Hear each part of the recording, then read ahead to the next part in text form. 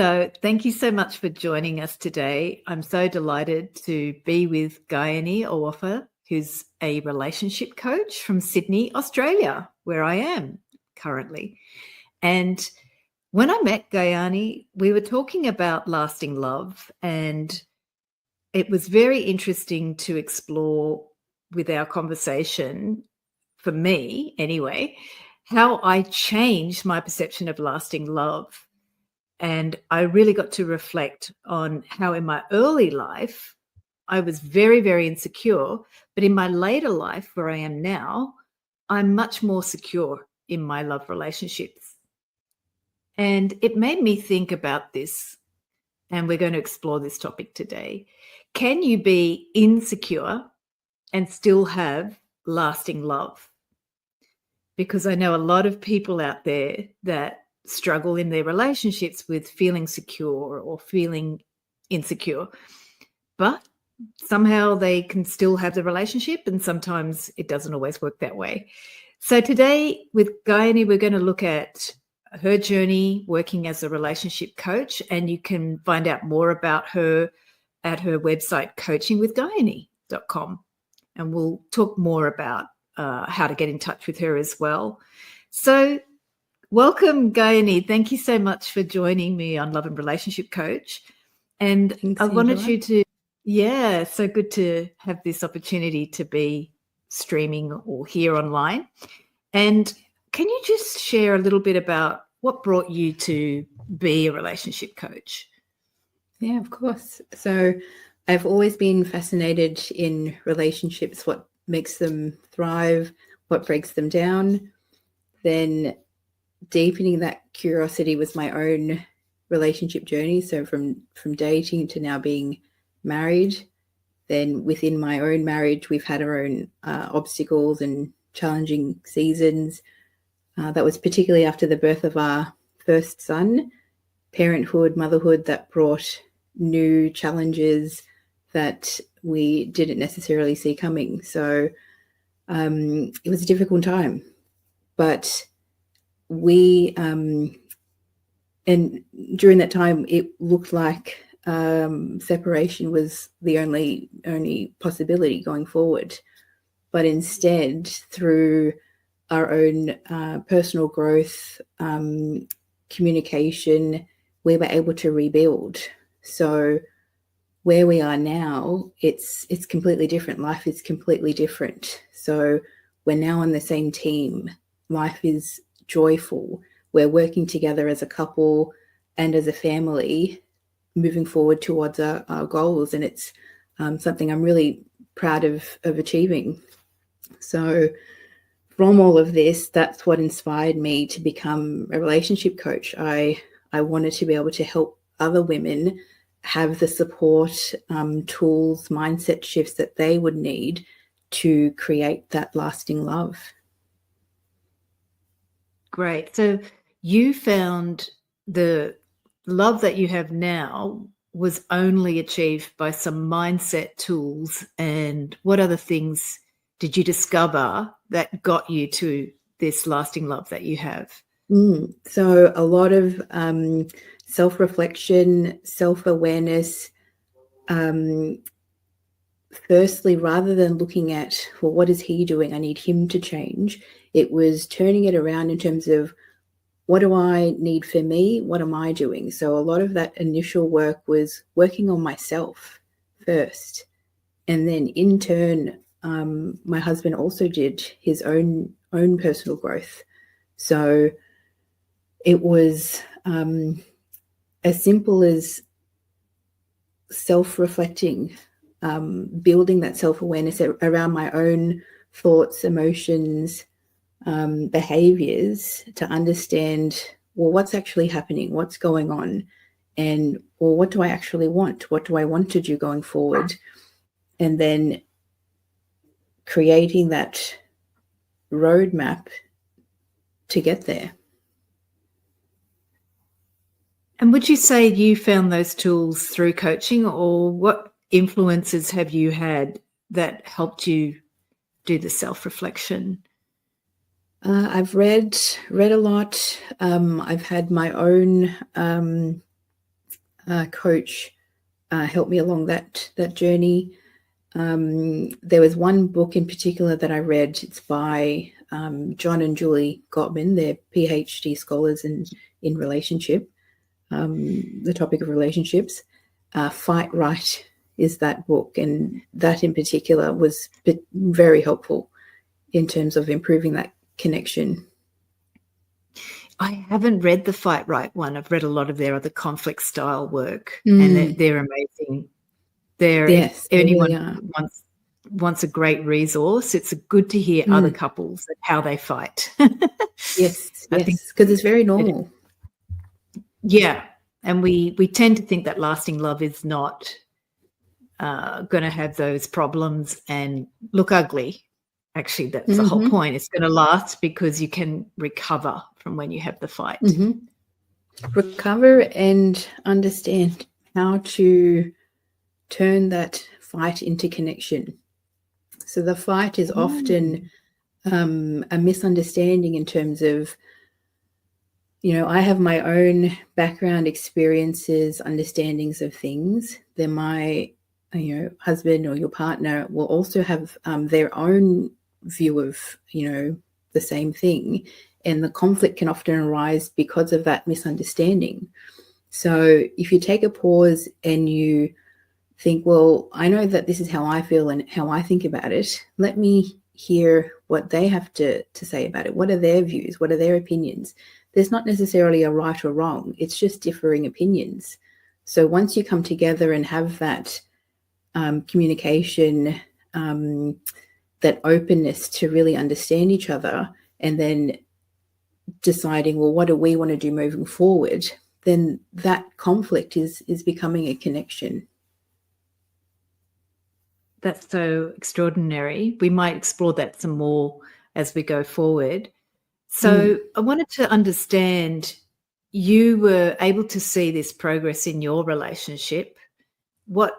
Who do you serve now, because you've been able to discover some tools like self-reflection and other things like coaching? Who do you want to really help now with your coaching? So now, so I work with women that are either single, navigating the dating scene, or women that are in a relationship that are frustrated or struggling within that relationship. So if you're single and you're wondering, well, where is this person? Where is this, man I'm supposed to be with for the rest of my life?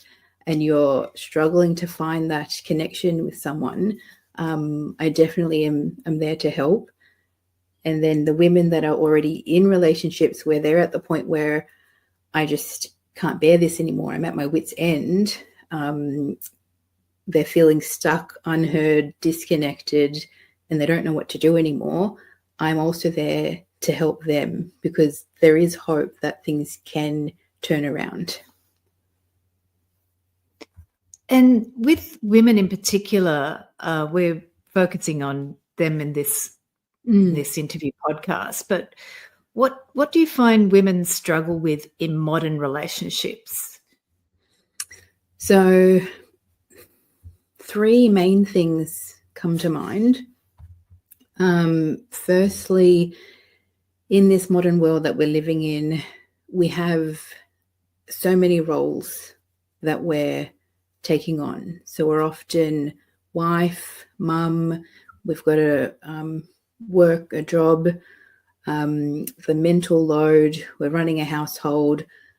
So all of these different roles, plus the mental load of it, that can create a lot of stress and then impact on your relationship. It can aid that disconnection within the relationship.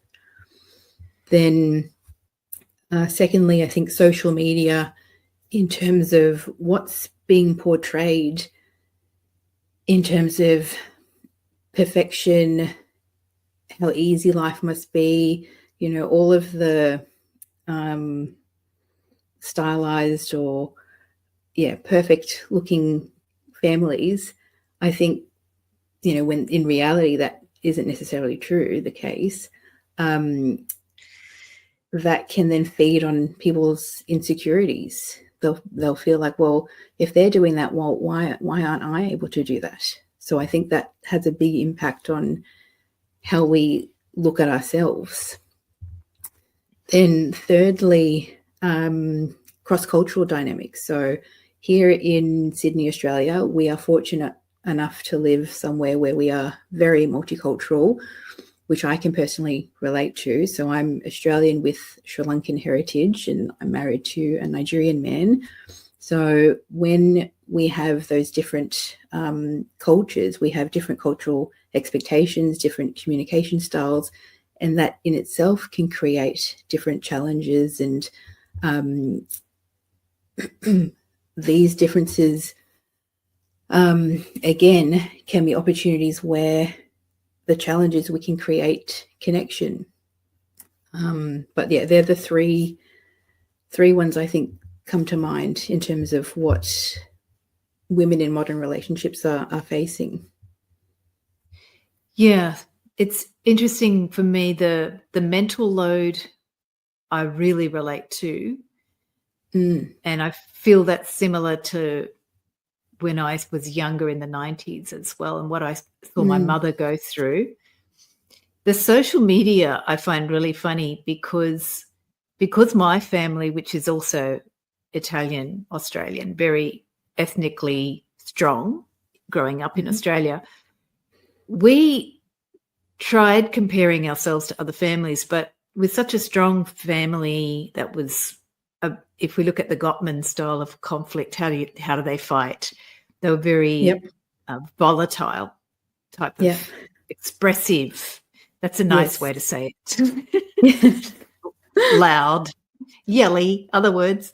So I didn't grow up with this picture like social media now has. And for me, I think that's one of the things I have that's given me security. I'm not comparing myself to some of the not real thing. I'm comparing myself to really what I grew up with and what I hear my friends actually experiencing, which is a lived experience. And that definitely gives me much more security than if I had the extra burden, knowing me, of having social media. I don't think I would be very kind to myself in my like you mentioned, Gayani, about that self-reflection. If I was constantly comparing myself to social media, that would make me less kind and more insecure. Exactly. Yes. Yeah. So I'm very fascinated by the cross-cultural part of relationships too, and how that can be another filter that we're working with, especially here in Australia. So do you feel that someone can still be insecure? Going to the topic for our interview today, do you feel someone can be insecure and still build lasting, healthy relationships? I was just wondering what that looks like. You've mentioned some great tools, but can you give us some examples of what that looks like since you've gone through that? So absolutely, you can be insecure and still have a lasting, long, healthy relationship if you're willing to do the work. So, so there's a caveat to it. So the goal is not necessarily to be free of insecurity. We all have insecurities.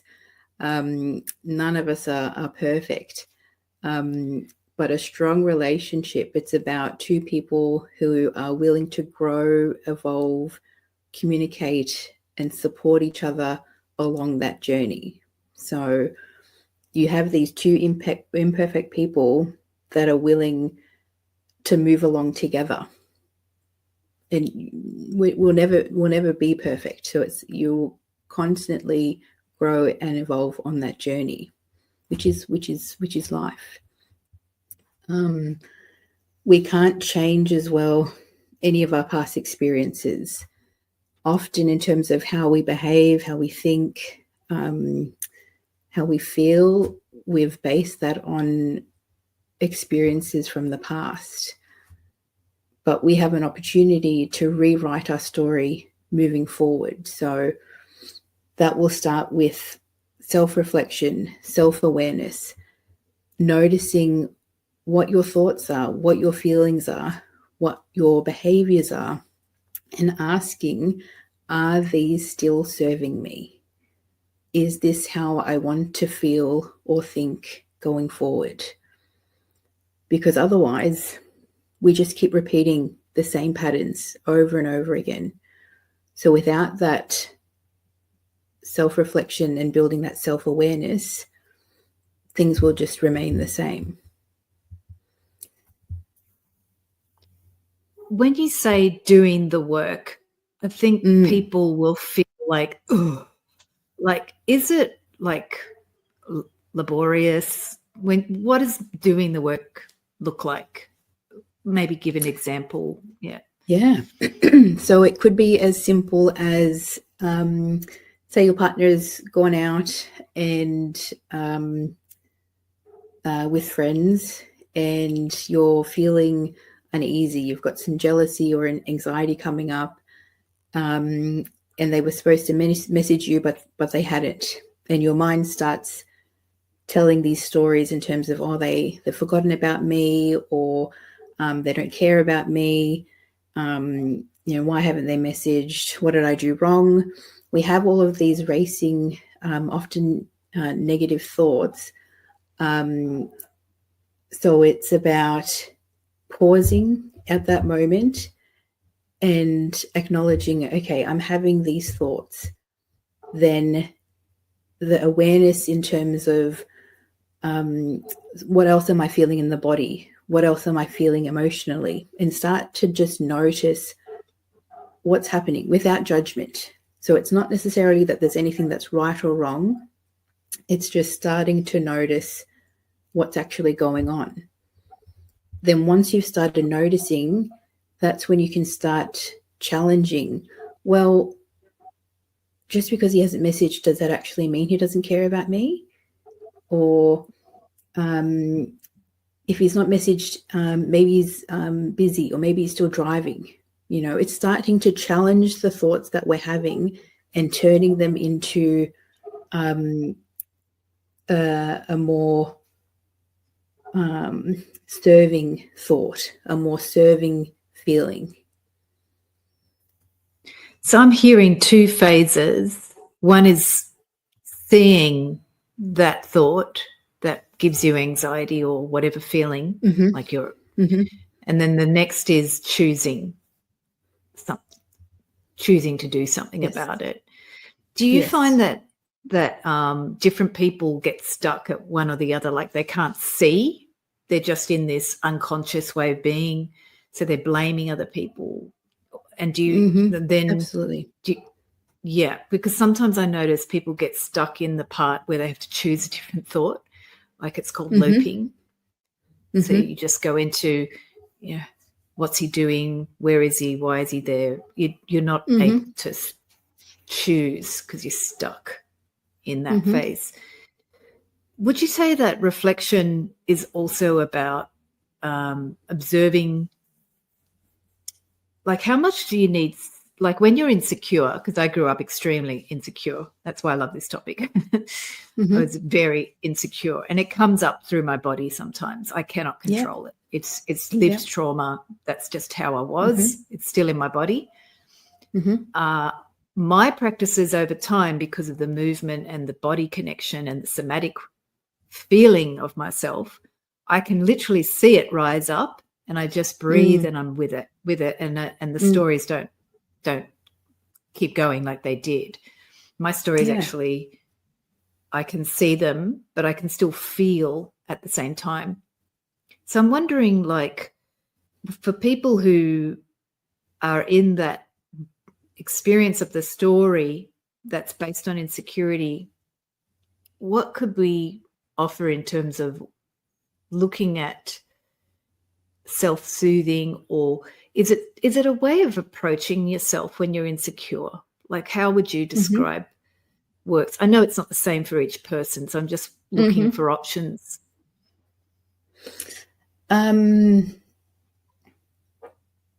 Even just being able to acknowledge, this is what's happening. This is the thoughts that I'm having. If in the moment you need a tool to be able to help stop the running thoughts, so a breathing exercise, that can definitely help, or a sensory exercise, or sometimes even journaling. So grabbing pen and paper and then just writing it all out in terms of whatever's in your head, and just being able to vent that out. That in itself can sometimes be soothing, to be able to just have gotten it out of your head. That's really helpful.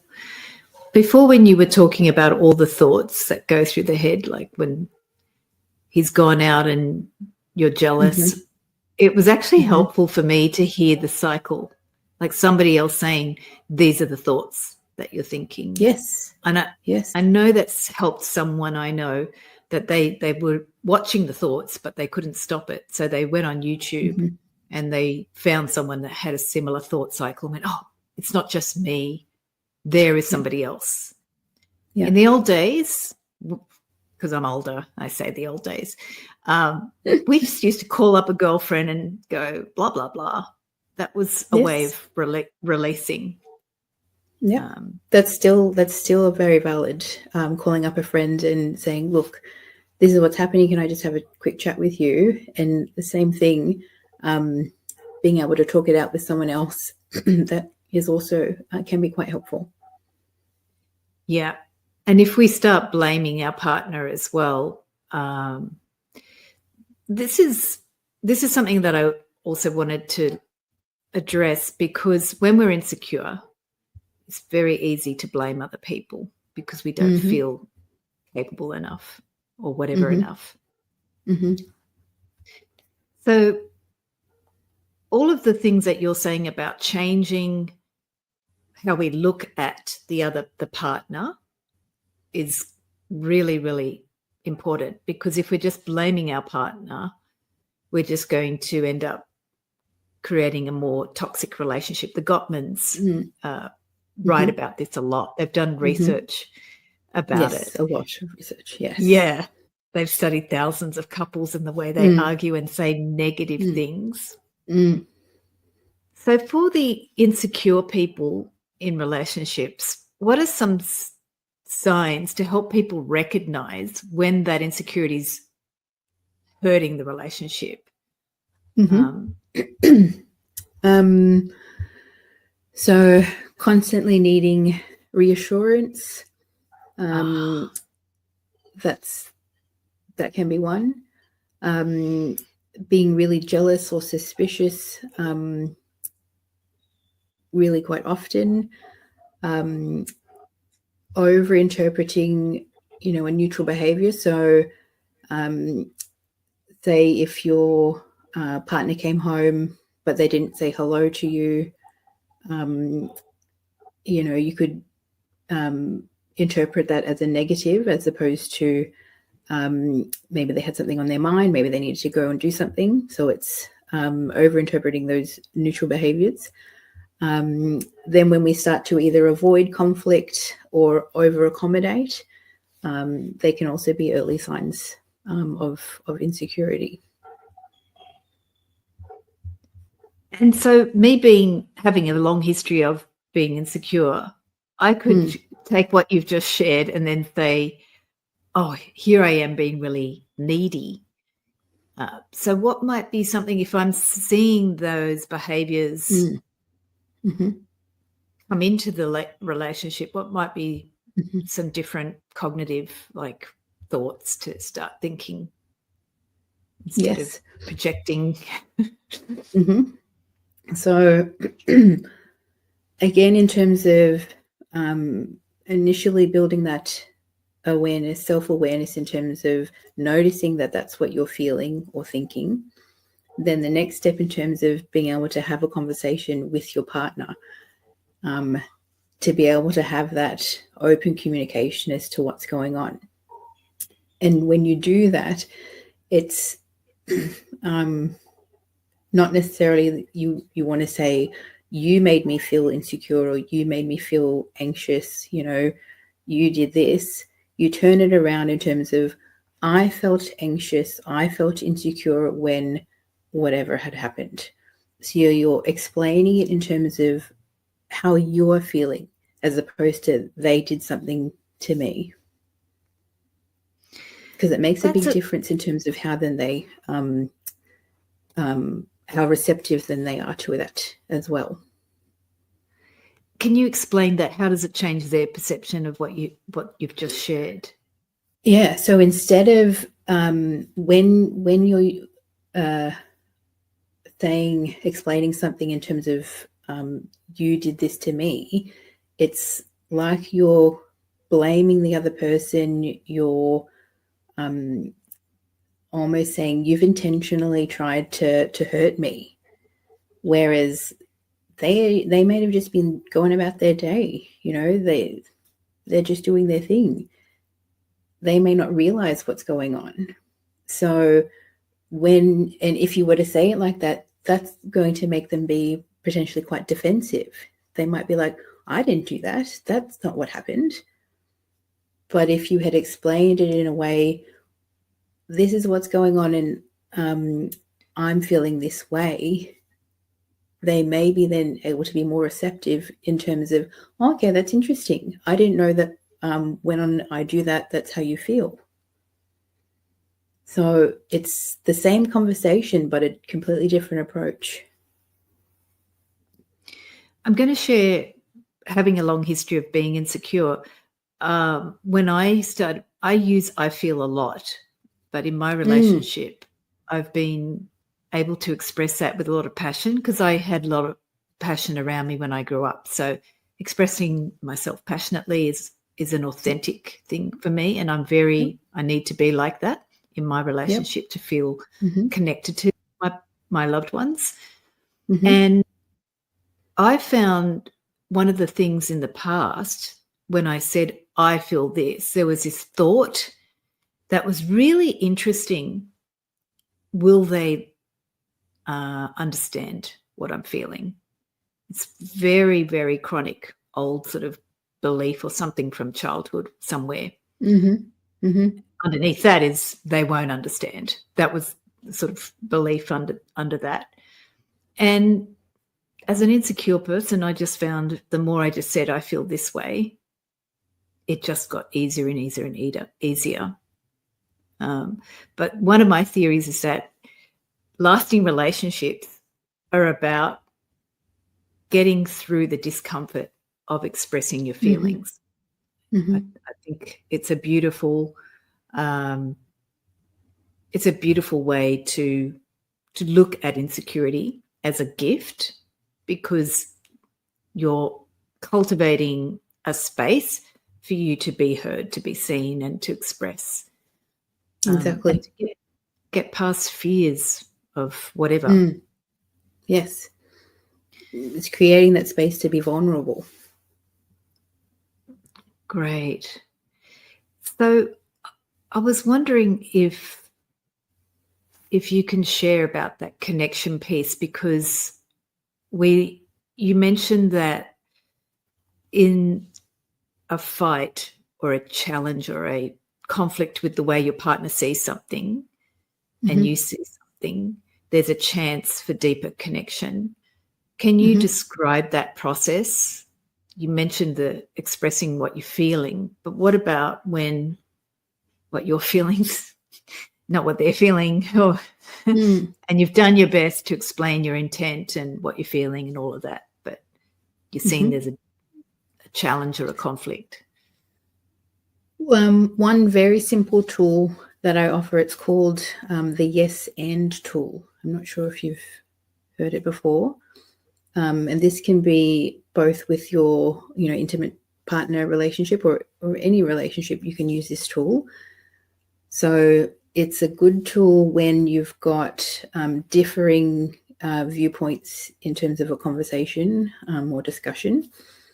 So it's rather than having someone say their piece and then you respond by saying, no, that's not how it is. This is how it is, which often is the case, or the other way around, where someone might respond to you in that way. The yes and tool allows for the validation of the initial viewpoint whilst also allowing room for you to express your own viewpoint. So say if someone said, their view, you can respond by saying, well, yes, and this is what I think about the topic. So it's still being able to bring your view, what you would like to say to the table, without putting the other person offside and into defense. The image that comes to me as you're sharing that is, I actually see a space. You mentioned it, a space. And for me, it's both like an image and a sensory space where I feel there's space for me and space for the other person. So there's an umbrella or a container for both of us. Any other thoughts you wanted to share about that connection piece? How you said changing a conflict into a point of connection. Any other thoughts around that where people can be inspired, like instead of being scared? Because being secure, we're often terrified of conflict. I know I am still. I still get the body signals thinking about it. But you mentioned it's a point of connection, and I'm really fascinated by how that can happen. Well, if at first you can accept that everyone is different, everyone had different experiences growing up, we have different values, different things that are important to us. We're all completely different. So if you can accept that I'm myself with all of my experiences, thoughts, opinions, and then my partner, they also have had their life with their experiences. They have their own opinions. They're completely different to me. So if there's that initial acceptance of we're different people coming together in partnership, we're going to be both bringing different things to the table, then there doesn't necessarily need to be anything to be fearful of if you both are able to, with respect, bring everything to the table, come together to be able to discuss and hear each other out, understand where the other person's coming from. And within that discussion is where that connection will arise. So as opposed to, I'm here, this is what I believe, and this is what we're going to do, and then they're doing the same thing, there's no room for connection then. If everyone's so determined to just keep doing what they want to do, that won't work. There needs to be that openness to be able to bring yourself to the table, but be open to hear your partner as well, because they're not you and you're not them. So, and that's where real connection, it can really be something else. That's when something even greater than each of you individually can become. You said the word something can arise. That evoked something in me. Like conflict traditionally is when we're hurt, we feel our needs are not being met and we're disappointed that that person that we love did whatever they did, because ultimately we didn't get what we want or needed. But if we're approaching the person with this, something else could arise, could come of this. It's a little bit why I started obsessing about romantic relationships in the first place when I was young. Mm-hmm. I wanted this mystery. I wanted this adventure. And I've always found it fascinating. After the honeymoon phase of the relationship, people tend to then shut the possibility down of what can arise by two people being together. They tend to put it in a box, like it should be that he didn't do that, she didn't do this, she said that, he said that. They go into this like boxing ring kind of scenario whereas it's like, where is that potential of, I don't know, what could come? And I think we go into habits around how we look at the person as well. But that word arise made me think about there's an empty space between the couple where anything can happen. That's what created the attraction in the first place, but it grows in lasting love. It shifts to something else. And for me, having a long history of insecurity, that's what I was looking for. I was looking for a space in a relationship where I can support the person and they can support me to become something. And I wasn't so fixated on becoming a thing or being a long-term relationship. It was more about that what is there between us. It's a very mysterious thing to me. So I've been obsessed about it, and I enjoy you sharing your skills and your wisdom about that opportunity of having different perceptions and thoughts and self-awareness as a practice in the moment. Like, okay, I've got to sit with this. I can do this. And then I can bring it to the relationship in a powerful way. Exactly. So I have my coaching philosophy. It's a cognitive behavioral coaching philosophy. So they're the tools that I will bring into the coaching space. Great. Can you explain for people who don't know what that is? What's that philosophy? So it's basically looking at your thoughts, emotions, behaviors, and there's different models in which we can look at what's actually happening and then looking at, well, what do we want to do with those moving forward? So anyone that's finding it difficult to be able to self-reflect or build that self-awareness or doesn't know where to start, then the tools and the models that I have, they will be ones not just in session, but in life you can use to be able to build that self-awareness and those skills to be able to move forward. That's so important for people who grew up being insecure, because you get stuck. You can get in that freeze mode or avoidance mode. Yes. Yeah. Yep. Great. And touching back on people who might experience insecurity,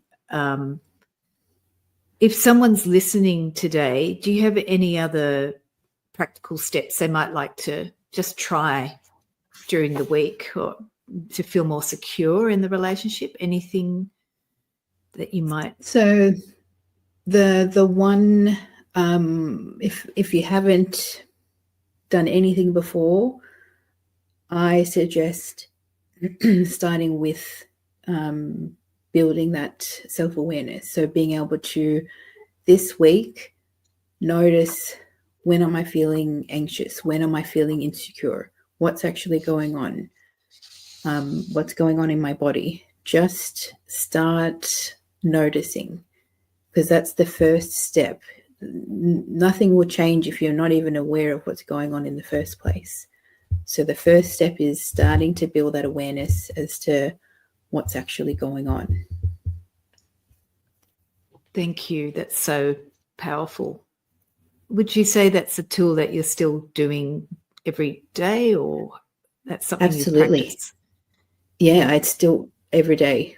Absolutely. So both in myself and in my relationship with my husband, I'm still using all of these tools myself daily, because it is a journey and I'm not perfect.